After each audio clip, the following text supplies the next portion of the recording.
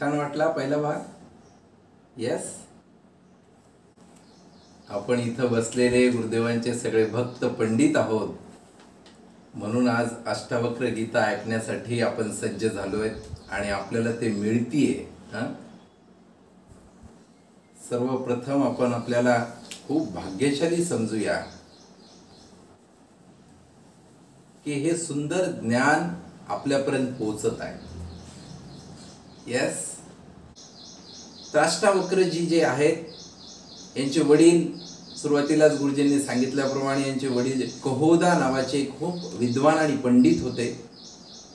ते वादविवाद याच्यात भाग घेण्यासाठी सदैव त्यांच्या राज्यामध्ये फिरत असत. एकदा असंच वंदिन नामक म्हणून जे खूप ज्ञानी होऊन गेले, त्याच्यासोबत कहोदाजींचा वादविवाद स्पर्धा आणि चर्चा होती. आणि जेव्हा मग ते त्यांच्या पत्नीसोबत बसले होते, गर्भवती असताना तर पोटामध्ये होते अष्टावक्र, आणि लहानपणीच जेव्हा कहोदा अध्ययन करत असतील, रात्री अभ्यास करत असतील, तर त्यांचं जसंही चुकलं तर गर्भामधूनच अष्टावक्रजी त्यांना सजेशन देत होते, त्यांची चूक सुधारत होते. मग कहोदाजींना अहंकार आला आणि राग आला की माझाच मुलगा माझ्यापेक्षा जास्त कसं काय ज्ञानी होऊ शकेल. सगळ्यात सुरुवातीच्या पहिल्या भागामध्ये गुरुदेव आपल्याला सांगतायत की अहंकार आपला कसा सर्वनाश करू शकतो. कहोदा खूप ज्ञानी व्यक्ती होते, पण त्यांच्यामध्ये अहंकार आला की मीच सर्वश्रेष्ठ आहे. आणि मग जसाही अहंकार येतो ना, आपण आपल्या जवळच्या व्यक्तींचं सुद्धा ऐकायला तयार नाही होत. आणि तेच अष्टावक्रच्या वडिलांनी, कहोदा यांनी केलं की त्याच्या पत्नीचं आणि त्या गर्भातून आवाज आलं हे त्यांना अपमानास्पद वाटलं. अहंकारामध्ये बघा, कुणाला काही सजेशन दिलं की ते सजेशन सरळ घेणार नाही, त्यांना ते अपमान वाटणार. आणि असा अपमान जेव्हा झाला, आणि जसाही आपला अपमान होतो की कितीही ज्ञानी जरी व्यक्ती असेल ना, तर मग तो शाप द्यायला लागतो. आणि तेवढ्या रागाच्या भरात त्यांनी स्वतःच्याच पुत्राला असा शाप दिला. आणि मग 8 ठिकाणी असे वेगवेगळे अंग तेढा असलेले अष्टावक्र यांनी जन्म घेतला. अहंकारापासून आपण कसं वाचायला पाहिजे. जवळचे व्यक्ती जेव्हा सांगतात ना, तेव्हा निश्चितपणे ऐकायला पाहिजे.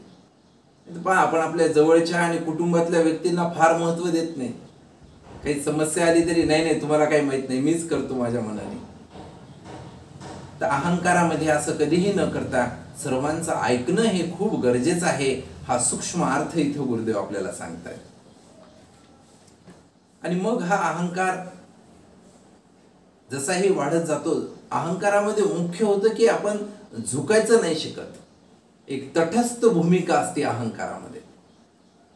आणि जे लोक काही वेळा गुरुदेव सांगतात, जे लोक झुकतायत तर ते झुकण्याच्या मागून सुद्धा काय असतं, वरून वरून झुकणार, वरूनच फक्त दाखवणार की मी खूप नम्र आहे.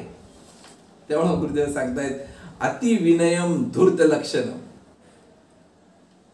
जी लोकांना आतून साफ नाहीये, फक्त दिखावा करतायत, असे समाजामध्ये आपण खूप व्यक्ती पाहतो बघा. वरून वरून सगळं दाखवणार, मुळात त्यांच्या आतमध्ये वेगळंच विचार आणि अहम असणार, आखड असणार. आणि हेच सांगतायत गुरुदेव की हा अहंकार मूळ आपल्या दुःखाचं जर काही कारण असेल तर हाच अहंकार आणि आखड हा कारण सांगितलेला आहे. परंतु अज्ञानामध्ये आपण अहंकाराला ते कारण न समजता समोरच्या व्यक्तीमुळे मला दुःख मिळत आहे असं समजणं हे अजून मोठं अज्ञान आहे. आपला आर्ट ऑफ लिव्हिंग मधला बघा एक मुख्य मुद्दा आहे, एक पॉइंट, नॉलेज पॉइंट आहे आपला, don't see intention behind others mistake. दुसऱ्याच्या चुकामागे हेतू शोधू नका. आणि आपल्याला जे दुःख होतंय, जे आपल्याला हे होते अहंकारामुळे होतंय, दुसऱ्या कुणा व्यक्तीमुळे होतंय, ते जाणून बुजून करतोय, हे समजणं म्हणजे दुःखाला जास्त वाढवून घेणे, हे सांगताय तिथं गुरुदेव.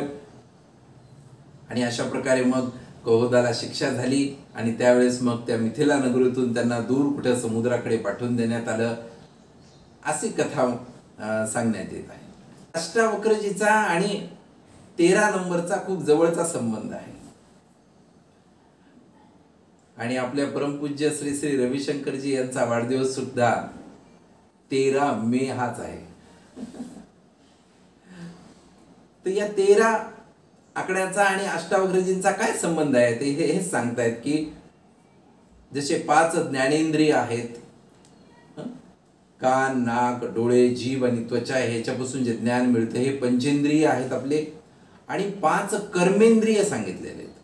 कर्मेंद्रिय हात, पाय, पातिपात, उपस्थ आणि वाक, हे 5 कर्मेंद्रिय. आणि मग मन, बुद्धी आणि अहंकार. तर अहंकार हा सुद्धा 13व्या नंबरवर आलेला आहे. असं सांगतायत की खूप ज्ञानी लोकांनी 12 पर्यंत श्लोक सगळी पूर्ण केलेली आहेत, पण अहंकारा जो 13वी स्टेप आहे ते पार करणं खूप ज्ञानी माणसाला सुद्धा नाही जमलेलं आहे.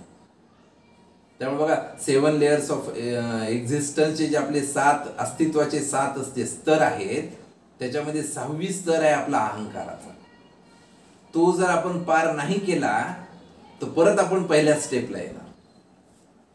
मग सांगतायत की फक्त ज्ञानी माणूसच अहंकाराला पार करू शकतो, किंवा याचं उलट पण सत्य आहे, अहंकार जेव्हा संपला जातो तेव्हाच आपण ज्ञान प्राप्त करू शकतो, हे इथं सांगतायत. आणि मग कहोदाजींपासून ज्यांनी हरवलं होतं वंदिन नामक म्हणून, तर त्यांना हरवण्यासाठी, त्यांच्यासोबत वादविवाद करण्यासाठी आणि जिंकण्यासाठी मग अष्टावक्र गेले. तर इथं सभेमध्ये ना जेव्हा सर्व लोक अष्टावक्रजींना हसत होते तेव्हा एका सूक्ष्म नजरेने जनक राजाने ओळखलं. जनक राजा ऑलरेडी एक राजे होते, खूप विद्वान होते. इथं हेच एक महत्वाचं आहे की अष्टावक्रजींनी जे जनक आहेत, जे खूप विद्वान आहेत, त्यांना ज्ञान दिलेलं आहे. आणि आपण भगवद्गीतेकडे जर पाहिलं तर श्रीकृष्णांनी जे अर्जुन, जे सामान्य माणसाचं प्रतीक दाखवलेलं आहे, त्यांना ज्ञान दिलेलं आहे. म्हणजे पहा, सामान्य माणसाला ज्ञान देण्यापेक्षा एक बुद्धिवान व्यक्तीला ज्ञान देणं हे खूप श्रेष्ठ पातळीवरचं मानलं जातं. त्यामुळे अष्टावक्र गीतेचं एक विशेष महत्व असं शास्त्रामध्ये लिहून ठेवलेलं आहे. आणि मग सांगतायत की अष्टावक्रजींनी त्या कहोदांना 13वी जी श्लोक आहे अहंकाराचा पार करून हरवलेला आहे. आणि मग जनक राजांनी एकदम पाहता क्षणी ओळखलं त्यांना की नाही, एक याच्यामध्ये एक नूर आहे, एक प्रकाश आहे, एक ज्ञान आहे, आणि त्या ज्ञानाला आपण घ्यायलाच पाहिजे, हे जनक राजांनी त्यांना बघितल्या क्षणाबरोबर ओळखलं. आणि सभेतल्या विद्वानांना त्यांनी सांगितलं की आपण पाहतोय कुणाकडे, फक्त शरीराकडे का शरीराच्या मागे जी अव्यक्त चेतना आहे त्याकडे. इथं सांगतायत की एखादं मंदिर जर आपण असं क्रॉस बांधलं, तिरपं बांधलं, तर आकाश तिरपं होणार का? त्यामुळे फक्त शरीराकडे अज्ञानी लोक पाहतात. ज्ञानी माणूस हा शरीराच्या पलीकडे जी महत्वाची अव्यक्त चेतना आहे त्याकडे जनक राजांनी बघितलं आणि त्यांनी ओळखलं की अष्टावक्र हे खूप ज्ञानी आणि आपले गुरु म्हणून होऊ शकतात, हे त्यांनी पाहता क्षणी ओळखलं. याचा अनुभव आपण खूप वेळा आश्रममध्ये घेतलाय. नवीन व्यक्ती जसं ही गुरुदेवांना पहिल्यांदा बघतात ना, त्याच वेळेस हृदय असं प्रेमानं भरून जातं. हा आपण खूप वेळा अनुभव घेतलेला आहे. मग सांगतायत की जन्मतःच प्रत्येक व्यक्तीमध्ये जाणून घेण्याची इच्छा असते. मग आपल्याला काय जाणून घ्यायचंय हे ज्याच्या त्याच्या ज्ञानावरती अवलंबून आहे. नाही तर बा, अज्ञानी लोक आणि साधारण मनुष्य रोडने जाताना सुद्धा ते एक डोंबारी खेळ खेळत असतो आणि जोरजोरात ओरडत असतो की आता मी काहीतरी अद्भुत करणार आहे, आता मी काहीतरी अद्भुत करणार आहे. आणि 200, 400, 500 लोक तिथं जमा होतात आणि बघत राहतात काय होणार आहे. तर हे का होतं? प्रत्येक व्यक्तीमध्ये जाणून घेण्याची एक शक्ती उपलब्ध आहे. असं सांगतायत की वयाच्या 3ऱ्या वर्षापासून ही शक्ती जागृत व्हायला लागते, वाढायला लागते. आणि म्हणून ही जी सगळी फिल्म इंडस्ट्री चालू आहे बघा, त्याच्यावरतीच चालू आहे. पिक्चर मध्ये बघा सुरुवातीला काहीच सांगत नाही, सगळं सस्पेन्स असतं. आता हे होणार आहे, आता हे होणार आहे, आता हे होणार आहे. आणि आपले 3 तास कसे संपून जातात आपल्याला कळत पण नाही. तर ही जी शक्ती आहे, जाणून घेण्याची शक्ती, याच्यामुळं रुची निर्माण होते. प्रत्येक वस्तूमध्ये रुची निर्माण होते आपली. तर अशीच या जीवनाच्या पलीकडं अजून काय आहे? फक्त आपण जन्मतोय, खातोय, पितोय आणि मृत्यू पावतोय एवढं छोटं आपलं जीवन नसून याच्यामध्ये अजून काय बरं आहे, ही इच्छा आणि हे जाणण्याची शक्ती जागृत झाली जनक राजामध्ये. आणि मग जनक राजा खूप प्रेमाने त्यांना म्हणतायत की आता आम्हाला ज्ञान द्या तुम्ही, की हे अज्ञानी माणसाला ज्ञानी कसं करावं, हे जे अतिउच्च ज्ञान आहे ते ज्ञान तुम्ही आम्हाला द्या, असं खूप प्रेमाने त्यांना सांगतायत.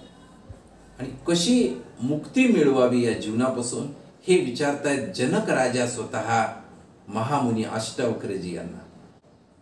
तर याच्यात सांगतायत की ज्ञानामध्ये जाणून घेण्याच्या इच्छेसाठी त्या मार्गावरती सतत त्या ठिकाणी राहणं हे खूप गरजेचं आहे. नाहीतर व्यर्थ बडबड आणि अज्ञानी लोकांसोबत वाद करून असं ज्ञान आपल्याला कधीच प्राप्त होत नाहीये, हे जनक राजा सांगतायत. इथं महत्वाचं सांगतात की कुठल्याही गोष्टीमध्ये वाद नकोय. अहो बघा ना, एका मूर्ख व्यक्तीसोबत जर तुम्ही वाद घातलात आणि जिंकलात तर तुम्ही महामूर्ख ठरणार.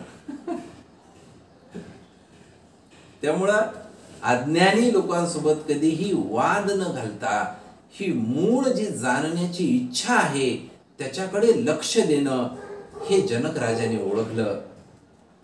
आणि मग इथं सांगतायत की इच्छा सुद्धा कुणामध्ये जागृत होणार? जो सुखी आणि प्रसन्न व्यक्ती आहे, आनंदी व्यक्ती आहे, अशा व्यक्तीमध्येच ही जाणून घेण्याची इच्छा जागृत होणार. नाहीतर बाकी सगळे लोक जे संसारात गुरफटले, दुखी आहेत ना, त्यांना तर फक्त इतकंच वाटणार की बंधनापासून मुक्त व्हावं, हे दुःख संपून जावं, हे याच्यातच अडकून राहणार. पण जो खरा सुखी, प्रसन्नवान, सगळं ऐहिक सुखांनी संपन्न झालेला आहे, असा व्यक्तीलाच फक्त असा विचार येऊ शकतो की या जीवनाच्या पलीकडे सुद्धा अजून काय ज्ञान आहे. हे ज्ञान जाणून घेण्याची इच्छा राजा जनक मध्ये इच्छा उठलेली आहे. आणि आता विचारतायत ते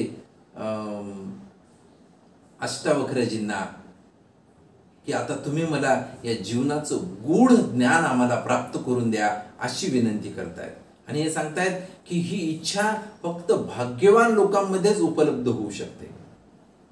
अभागी लोक तर जीवन बस रडत रडत आणि याच्यातच संपून टाकतायत, हे सांगतायत इथं. आणि मग अष्टावक्रजी म्हणतायत हे परम उच्च ज्ञान जे आहे त्यामध्ये सगळ्यात पहिल्यांदा सांगतायत की अज्ञानी माणसाला ज्ञान कसं प्राप्त व्हावं, तर त्याचा मुख्य पैलू आहे वैराग्य. आणि वैराग्याविषयी अष्टावक्रजी जे बोलणार आहेत ते आपण उद्याच्या भागात बघूया. जय गुरुदेव.